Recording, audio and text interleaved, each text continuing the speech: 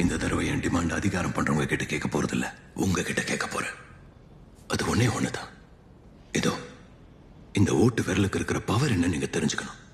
இன்னைக்கு எல்லா துறைக்கும் எல்லா பொருளுக்கும் தர கட்டுப்பாடு இருக்கு. நம்மளே அறியாம எல்லா பொருளுக்கும் தரம் இருக்கான்னு கேள்வி கேட்கிறோம். ஏன்பா இந்த அரிசியில கல்லு இருக்காதுல்ல, ஏங்கா இந்த ஷாம்புல முடி கொட்டிடாதுல்ல, இந்த பங்க்ல பெட்ரோல் போடணும்னு கேட்கிறோம். பைக் வாங்கணும்னா கூட 4 பேர்கிட்ட கேட்கிறோம். புள்ளைய எந்த ஸ்கூல்ல சேர்க்கணும், எந்த காலேஜ்ல சேர்க்கணும், அந்த காலேஜ்ல எவ்வளவு கேம்பஸ் இன்டர்வியூ இருக்குன்னு கேட்கிறோம். ஏன் ஒரு பேனா வாங்கணும்னா கூட 4 தடவை கிறுக்கி பார்த்து தான் வாங்குறோம்.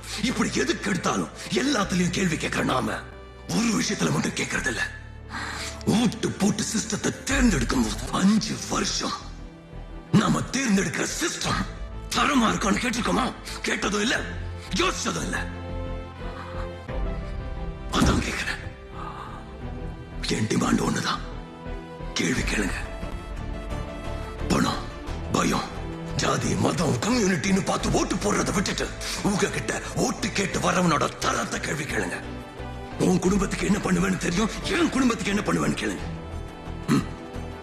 என் பிள்ளையோட படிப்புக்கு என்ன பண்ணுவீங்கன்னு கேளுங்க. படிச்சவ வேலை வாய்ப்புக்கு என்ன பண்ணுவீங்கன்னு கேளுங்க. சீனியர் சிட்டிசனுக்கு மருத்துவத்தை இலவசமா கொடுப்பியான்னு கேளுங்க. அடுத்த 5 வருஷத்துக்கு நீ இந்த நாட்டுக்கு என்ன பண்ணுவேன்னு கேளுங்க. கேட்டுக்கிட்டே இருங்க.